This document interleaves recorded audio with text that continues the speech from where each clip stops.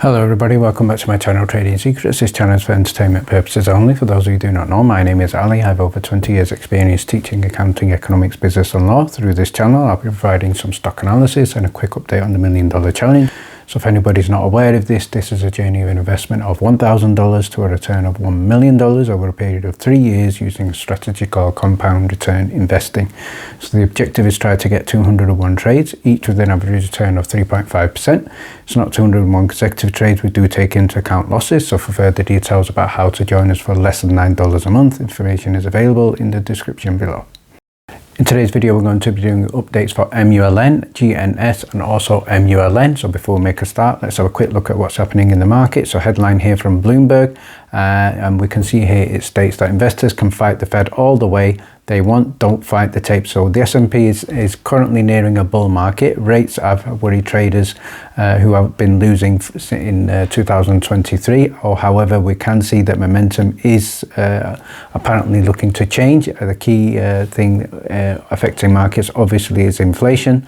But in terms of S&P 500, we can see right now almost half of the S&P 500 companies have reported fourth quarter earnings right now. Of those companies, 70% are beating profit estimates by a median of 6%. 62% of those companies are beating revenue estimates by a median of 4%. So the figures are much more promising. So continuing with the line of earnings here, if we have a look at another big week for earnings, and we can see here again key ones on the screen here they're going to be we're going to be looking at include Uber, we've got BP, we have Disney, PayPal and also Enphase Energy. I'm going to start by giving a shout out to my friend and also co-host from the recent space call, Curtis. He has posted an outstanding thread today and we're going to have a look at it, and it is also with regard to MMTLP. So Curtis has quite rightly said it's now time to take the gloves off. It's time to drag those responsible for the MMTLP situation into the light. It's time to narrow our collective focus from organizations that have facilitated fraud to the individual names and responsibilities, a FINRA fraud expose thread. So in the previous video, you'll see that FINRA, after approximately a month, posted for the first time on their Twitter thread, and close to 99% of the responses were all related to MMTLP. So it's interesting that FINRA did not reply to a single response. They are there to apparently act in the interest of investors, but nearly all investors are seeking answers, and as of yet no response from FINRA. So let's continue with Curtis's thread here. So he's gone on to say in the thread here, Series A preferred share of MMTLP was tradable after Form 211 was submitted. Obviously that included fraudulent, outdated information. So John Berder has stated that, and we have also made Erin aware of that in our meetings prior to the space chat, so she knows who these people are. So who reviews Form 211 submission? So shout out and credit to Curtis here for naming names. So he stated here Yvonne Huber, email yvonne.huber@finra.org. So that is the person who is the Vice President OTC Compliance and Short Sale Regulation. Is she doing her job? What do you think? She certainly needs to respond to investors. She was previously served as a Vice President of Market Regulation at FINRA. And obviously certainly looks like some crossover responsibilities there. So let's have a look at the next part of this thread. What Curtis now goes on to say is take a look at the SEC roundtable at regulatory approaches to combating retailer investment fraud, featured recording comments from Yvonne Huber on pages 80 to 82, 85 to 86, 91, 92, 95, 96, 99 and also 21 to 26 of the PDF. So he's obviously, this is something that we can see that was dated September the 26th, 2018. So let's have a look at some of those highlighted sections that Curtis is talking about. First of all, Mrs. Huber worked at FINRA for over 32 years, so she will be instrumental in some of the key decisions. She will also be aware of what's happening behind the scenes.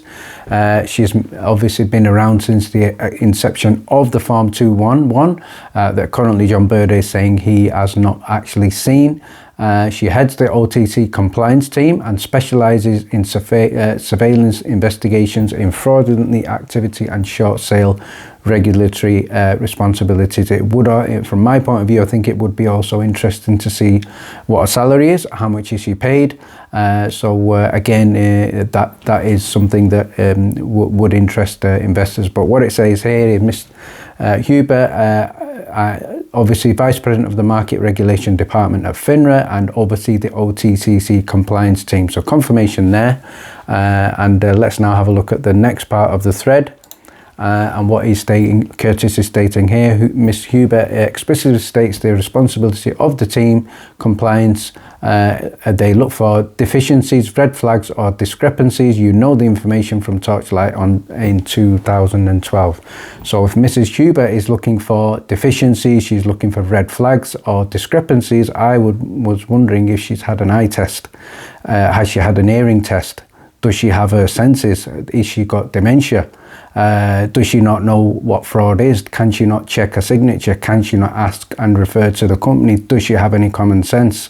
Does she need a doctor? So let's continue with the kind words, and what we can see here, Curtis, is now going on to page 82. Mrs. Huber states that after deficiencies or discrepancies have been addressed, FINRA allows the broker-dealer to begin quoting the security again after she emphasises the compliance. So she is there stating and making the decisions as the key person for compliance.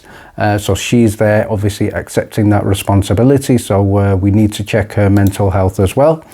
Continuing here with page 85 features Troy Carlson, SVP FIG Partners, commending the effort to transition Form 211 into an electronic submission. Ms. Huber calls for additional attention to onus on the broker details for potential fraud. Is there a theme here? Seems important. Highlighted in blue at the bottom. I'll be happy to go next. I would definitely agree that the environment is much different than it was when first approved back in 1991. So obviously she's talking about history. I think the disclosure issues that were inherent, at the time, they've not been a big concern. And then highlighted in green at the bottom. I do think the role could be more effective if there were a bit more on onus placed on broker dealers to ensure that they are compliant. So obviously she's trying to shift the blame in terms of more emphasis on broker dealers. So certainly an indication and a signal there in terms of what goes on behind the scenes. So continuing on to page 86, she acknowledges that red flags aren't typically caught in the submission information alone, but rather in the inquiry back to the firm for additional information. So these red flags, certainly, I don't know if she's colorblind, but if there is a red flag, you need to see it. So again, there were significant red flags in this Form 211, so I'd like to get her defence, and certainly from my point of view, she should be there presented in front of Congress, in front of the government, if there is a subpoena, and she should be there answering questions. So page 91, my favourite, should we say Curtis's favourite quote regarding retail investor protection: if you let frauds go through, if you let companies who are frauds be traded and quoted in time, that's going to erode investor confidence. Well, we have no confidence in you, Miss Huber, and you are now eating your words. So please answer the investors, please answer the public, and please obviously make sure you can tell us that you're not having an ironic moment here in terms of your statements. I'm going to finish off here by the post here with regard to that tags in John Berder, and what Curtis is now saying: do you need more validation? How about John Berder not receiving responses back? Why would she answer when the truth reveals either gross incompetencies or collusion? You know the answer. So what I will say, in addition to what Curtis has stated here with regard to John Berder's questions, as far as I'm concerned, in terms of the recent conversations with John has not stopped here. So if you look at the screen here, you can see that there are 13 questions. People are asking, well, what is John doing at the moment? Why is he quiet? What I am able to share with you is John has followed this up. There have been additional, more detailed, more thorough and more specific questions for FINRA. and FINRA have not responded. So these questions that John has presented to FINRA, as far as I'm aware, have not been released on a Twitter post, but I think things are going on behind the scenes. I don't think John is in a position to speak and share those details, because maybe those questions are much more probing. Obviously I've not seen those questions myself, but I am aware that those questions are going right now to the highest level. The next update I'd like to provide is for MULN, Mullen Automotive. So we had a great week last week for Mullen. It was up approximately 25% on the week, and I think this week could also be a huge week. But let's have a look at some recent connection of catalyst. This was provided by one of the Discord members, so special thanks to that Discord member who provided this research. So what he's done is completed some research and looked at some connections. So let's have a look at those connections. August 4th 2022, Agility acquires Menzies. August 4th 2022, Agility invests in Loop. December the 14th 2022, Mullen partners with Loop. And now we're getting very closer to current timeline right now.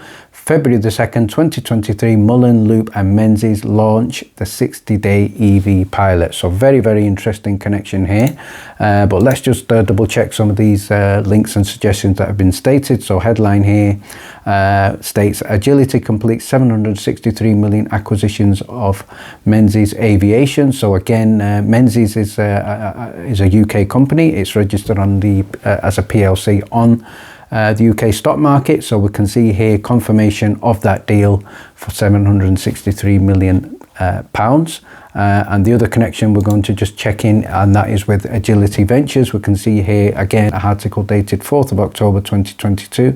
Agility invests in EV charging specialist Loop Global. So again, great DD here, and this article is dated October the 4th 2022. So once these connections obviously come about, I certainly think it is going to provide a great boost and momentum to the stock price of Mullen, which is still massively undervalued. Let's now have a look at an update for ticker symbol GNS. So shout out here to Roger James Hamilton, and I think this is a very interesting post that is shared here, and the headline of the post is Naked Shorts CEO Playbook. So there are 8 points on the image. However, there are 2 additional points that we're going to look at as well, and these are: number 1, higher share Intel, and as far as we're all aware, John Burder is also doing that by hiring Wes and looking at requesting that detailed information. So number 1 and 2 we know are going on behind the scenes. Number 3, a health company. So check the health, check the data, check the information, check what's going on.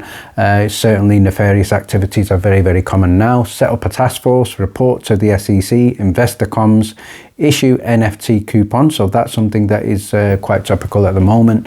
But the other interesting one is number 8, special dividend. So that is also going on currently with AMC, and something that we were discussing in our Discord. So let's continue with this thread in terms of looking at the other steps on that image. So number 2, he said here, specialist lawyers like West Christian, they can advise on steps within the first 30 days. That we know there is this new CEO block website, and again the key target and enemy right now is naked short selling, fail to delivers, and market manipulation. So you've got share Intel at buy in Internet to track shares for 30 days. Make sure low price sale is due to unhealthy business, toxic financing, naked shorts, get your proof. So as we've said in previous videos, the proof is always in the pudding. The best post on how NFT dividends can fight naked shorts from Superstonk subreddit could be essential. So again, credit to Roger for helping to educate many of the CEOs, and also what he's also doing is helping to inform and update retail investors as well.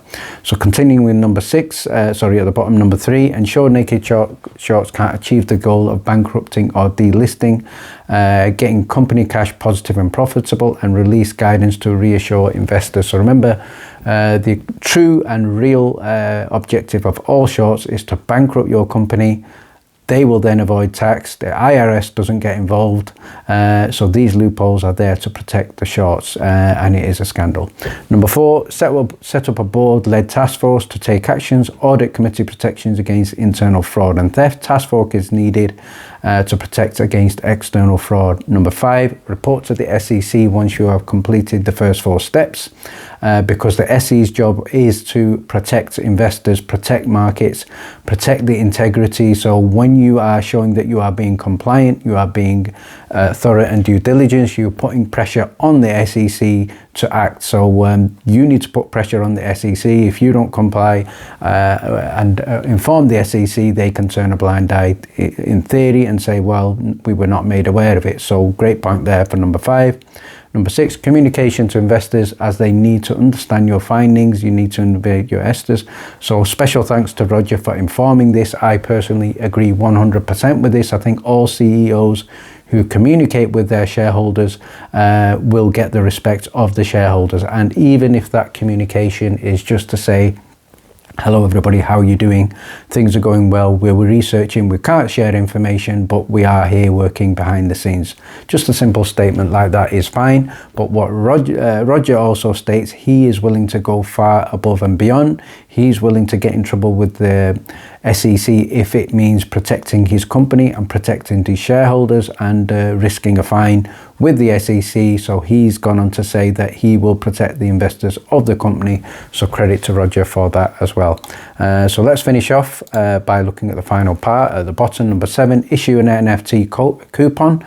Number 8, issue special trackable dividends. So again, that will clear out the naked shorting, clear out the shorts.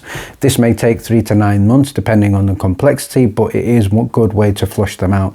Number 9, one-off counts only have temporary effects as naked shorts can cover, then short again. So build an ongoing long-term strategy. So and finally here, number 10, naked shorts can only be eradicated through regulation of tech. CEOs should lead by example. So finally, what I would suggest is, I think we do need change in the market. We do need regulation. The rules are there. The rules are not being enforced. The SEC, FINRA, government, Congress, senators, all of these need to work together. Corruption has to end because there is another thread going around in terms of the UK government and other European investors. We may no longer wish to invest in the American market if we are being defrauded, robbed and stolen, our shares being stolen. So we do not want that. Finally, a quick shout out to our weekly watch list. In the last week's weekly watch list, we called out a number of AI stocks and these did exceptionally well. These included FRGT, that was up 5% with an opportunity to get 50% return. IVDA, that was up 45% on the week. Foxo, that was up 68% on the week. We also called out GNS. We know that is extremely volatile and we've just seen it now. Again, opportunity there to get from Monday to Thursday, 61% return, but still up approximately 20% on the week. Not all calls are successful, but certainly AI has been doing exceptionally well. The next weekly watch list is going to be available today, so you can certainly get access to that. Details are available in the description below. Thank you very much for watching. Please stay tuned.